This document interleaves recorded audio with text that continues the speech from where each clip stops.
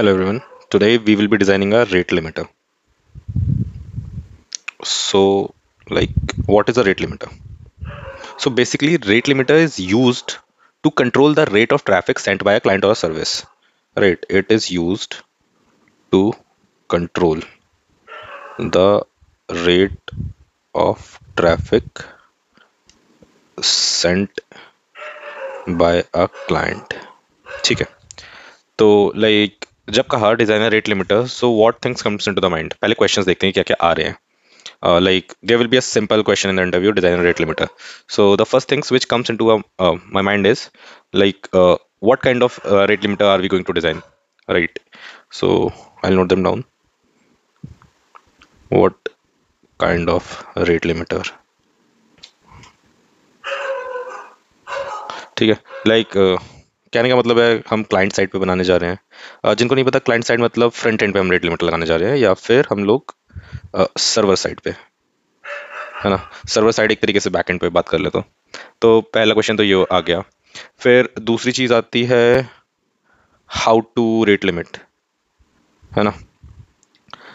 Like किस base पे हम रेट लिमिट कर रहे हैं.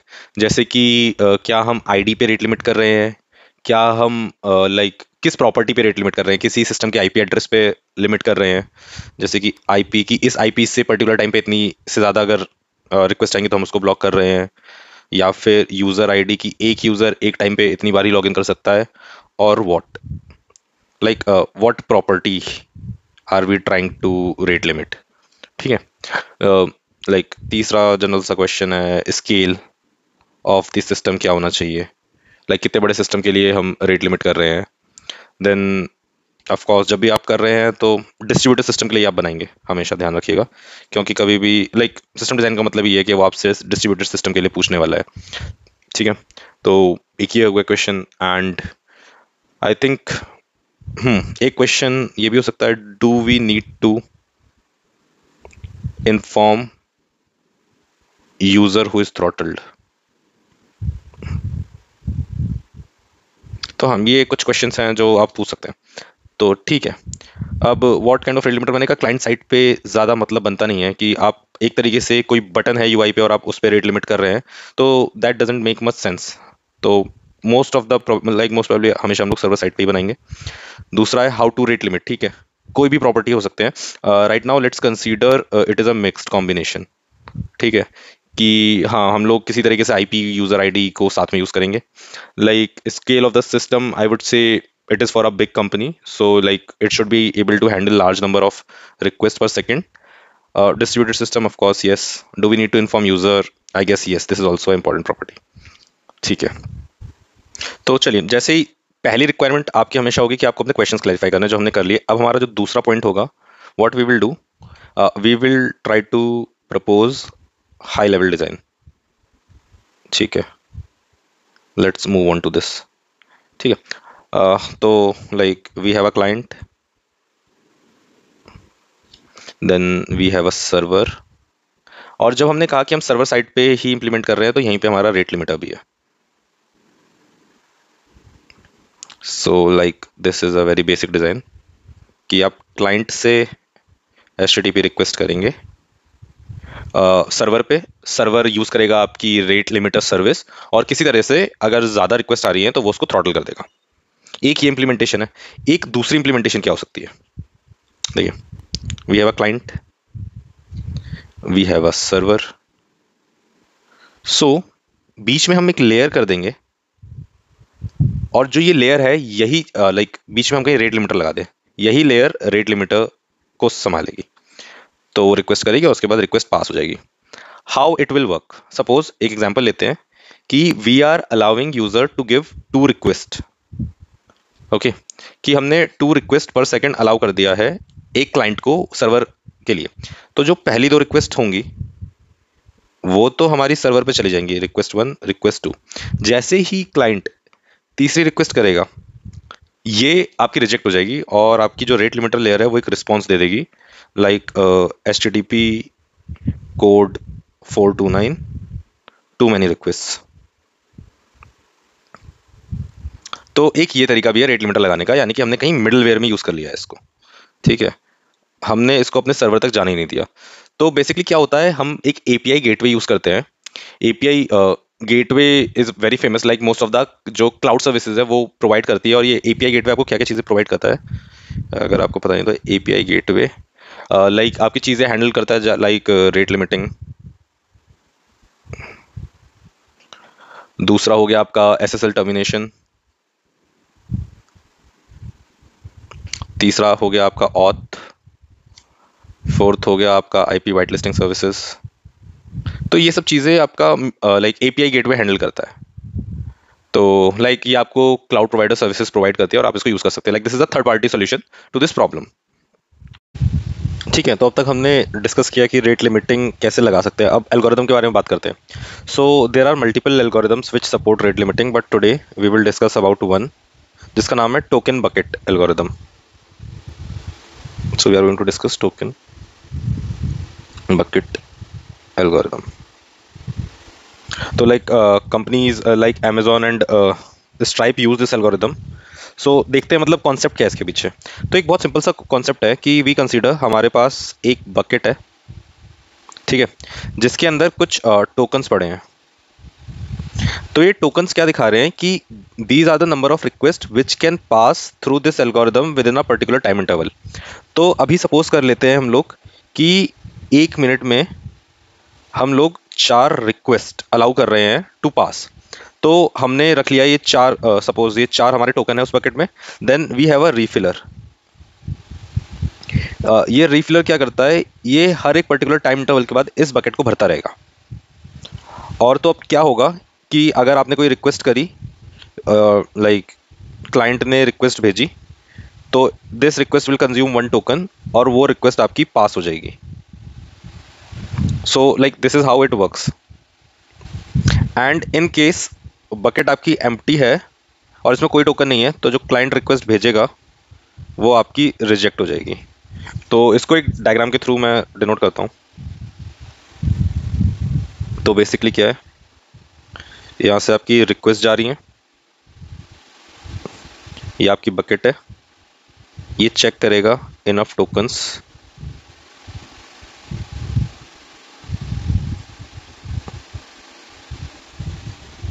Then you have a refiller here।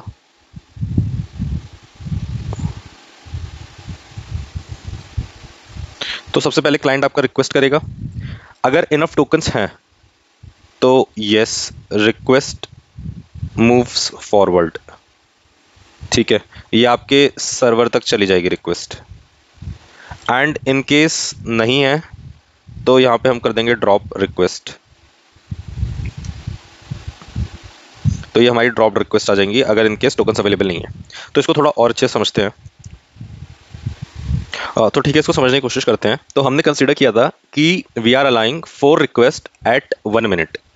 तो हमारा जो रिफिलर था वो हर मिनट में 4 रिक्वेस्ट को रिफिल कर रहा था। So how it works, so if you see यहाँ पे एक टाइम लिखा है 10000, तो दिस डिनोट्स द टाइम। तो this is the first image. इसमें क्या दिखा रहा हूँ मैं कि see there are 4 tokens inside the bucket, right. तो अभी क्या हुआ, एक रिक्वेस्ट आई, वो रिक्वेस्ट पास कर जाएगी क्योंकि हमारे पास 4 टोकन्स की लिमिट है और हमने एक रिक्वेस्ट की तो वो पास हो जाएगी और एक टोकन इसमें से कंज्यूम हो जाएगा। तो जब एक टोकन कंज्यूम हो गया तो we have remaining 3 tokens in this image, okay. तो यहाँ पे हमारे पास 3 टोकन बचे अब। तो अब क्या हुआ, नाउ वी आर कंसीडरिंग कि हमारे पास 3 रिक्वेस्ट है, 1 2 3। तो ये तीनों पास हो जाएंगी क्योंकि हमारे पास 3 tokens and all these 3 tokens will be consumed. So अब इसके बाद हमारे पास 0 टोकन्स बचे एट टाइम इंटरवल 20 सेकंड। तो अब हमारे पास जो 4th रिक्वेस्ट आई वो रिजेक्ट हो जाएगी क्योंकि हमारे पास टोकन्स ही नहीं है। तो टोकन्स नहीं है तो रिक्वेस्ट ड्रॉप हो जाएगी। एंड फिर कंसीडर कि जब 1 मिनट पूरा हो गया तो हमारे पास फिर से चारों टोकन रिफिल हो जाएंगे एंड फिर से सेम साइकिल चलेगी, 4 रिक्वेस्ट हम फिर पर मिनट कर सकते हैं। So this is how token bucket algorithm works. तो अब देख लेते हैं कि next question comes into the mind is कि like how to decide how many tokens buckets we need, right, कि कितनी बकेट्स लगेंगी।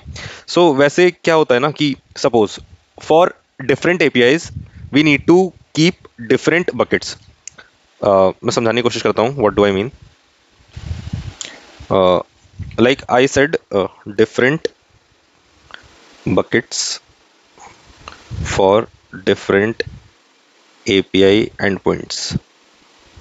तो अगर मैं एग्जांपल दूं इसका, suppose if user allow to make 1 post per second, या फिर दूसरी कंडीशन है हमारी ऐड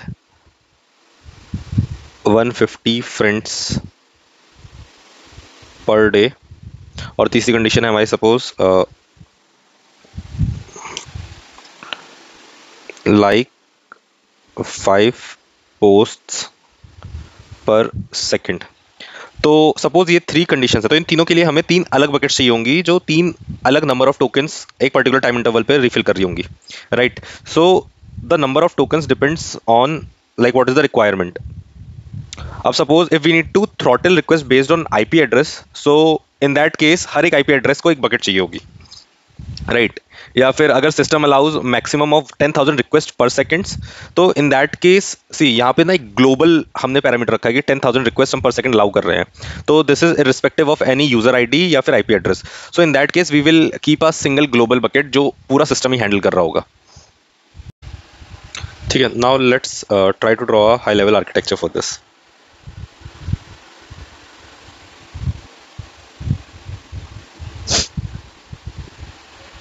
तो ठीक है, अभी तक हमने देखा कि हम टोकन बकेट में काउंट कर रहे हैं कि हमारे पास कितने टोकन्स बचे हुए हैं, लेकिन जब हम ये एल्गोरिदम लगाएंगे तो हमें कहीं ना कहीं इस टोकन का काउंट तो स्टोर करना पड़ेगा, तो वो हम कहाँ कर सकते हैं।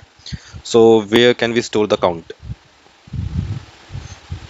तो ठीक है, हम कोई भी स्टोरेज ले सकते हैं इस पर्पस के लिए। सपोज अगर हम डीबी यूज करते हैं, if we use DB, so like DB operations will be slow, तो दिस इज नॉट रिकमेंडेड।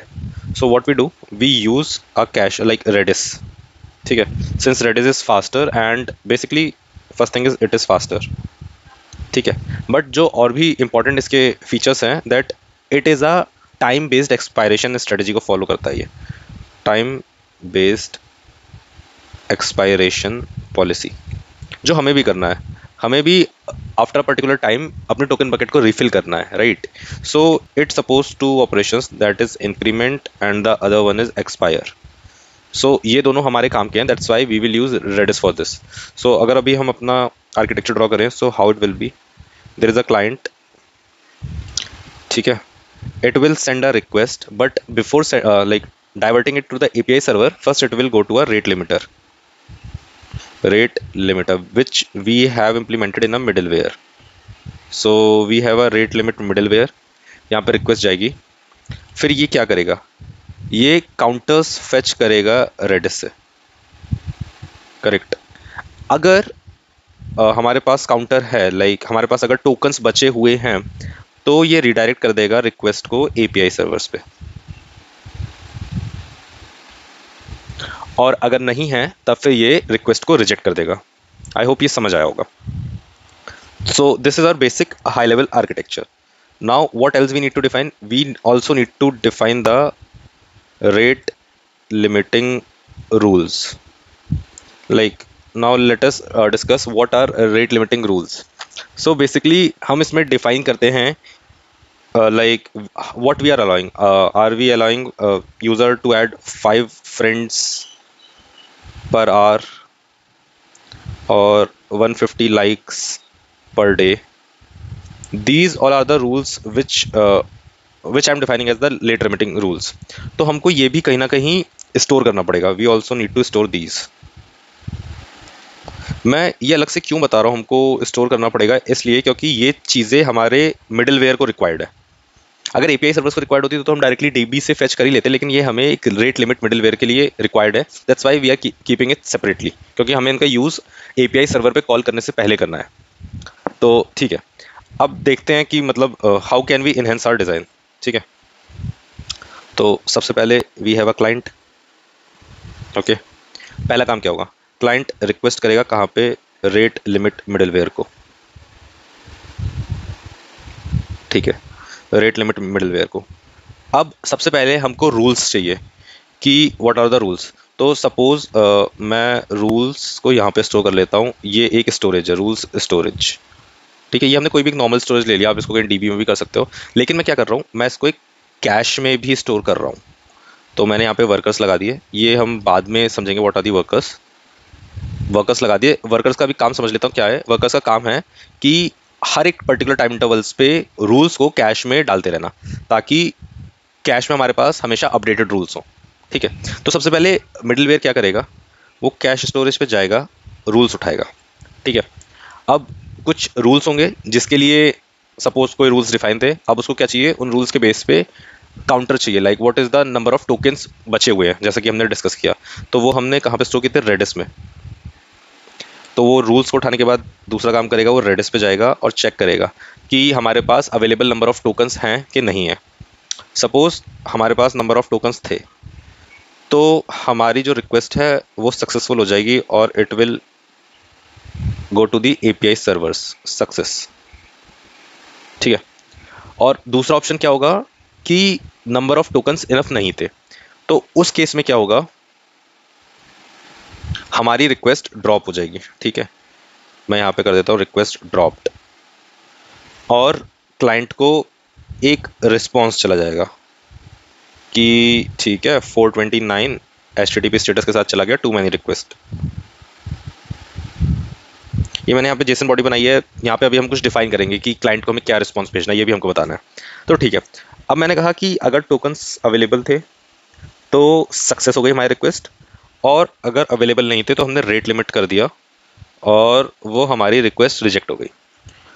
तो ठीक है, अब पहला तो ऑप्शन है कि हमने उसको ड्रॉप कर दिया कि ठीक है आपकी रिक्वेस्ट ही ड्रॉप हो गई। एक दूसरा ऑप्शन भी है, व्हाट इफ क्लाइंट वांट्स कि वो रिक्वेस्ट ड्रॉप ना हो, वो रिक्वेस्ट कहीं पे स्टोर हो जाए, और जब भी हमारे पास नए टोकन्स आए तब पहले वो रिक्वेस्ट प्रोसेस हो जाए। तो उस केस में हम क्या करेंगे, हम उसको स्टोर कर लेंगे, हम उसको एक क्यू में स्टोर कर लेंगे। ठीक है, हमने एक मैसेज क्यू बना दिया और वहाँ पे हमने उसको स्टोर कर लिया कि ठीक है हमारी जो ड्रॉप रिक्वेस्ट थी वो हमने स्टोर कर लिया और हम उसको प्रोसेस कर देंगे बाद में। सो this is a second option जो हम कर सकते हैं। तो ठीक है, हमारे डिज़ाइन में थी कि we need to inform the user कि ही इज़ रेट लिमिटेड। तो अब इस वाले पार्ट की बात कर लेते हैं कि how are we going to inform the user. ठीक है, तो हाउ टू इन्फॉर्म यूज़र, या फिर मैं कहूँ how to inform client that he is rate limited.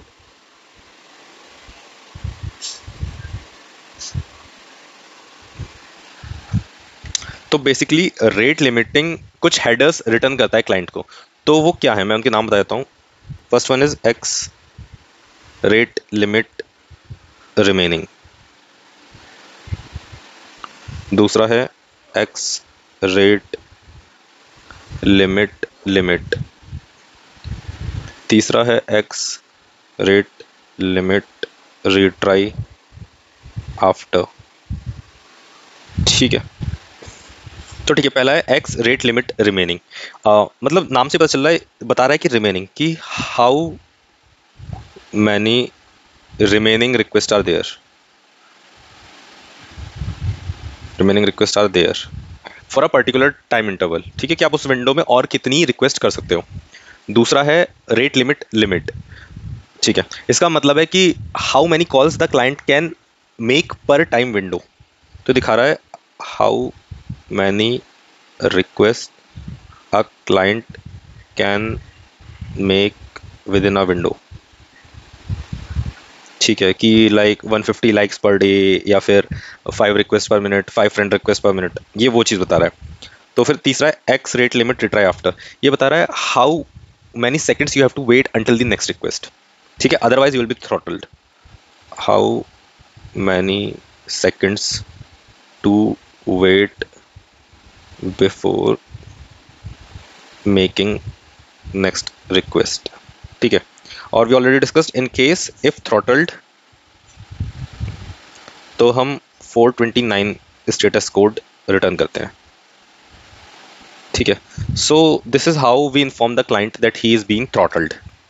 I hope ये चीज़ समझ आई होंगी। There is still a lot of things but वो हम डिस्कस करेंगे बाद में। अभी इसके बाद ना कई क्वेश्चंस आएंगे, आई होप आप इसको समझें, और जो क्वेश्चंस आए उनको खुद से आंसर करने का ट्राई कीजिएगा, या फिर ट्राई कीजिए कहीं से आपको उनको आंसर्स मिले, वो हम डिस्कस करेंगे नेक्स्ट वीडियो में।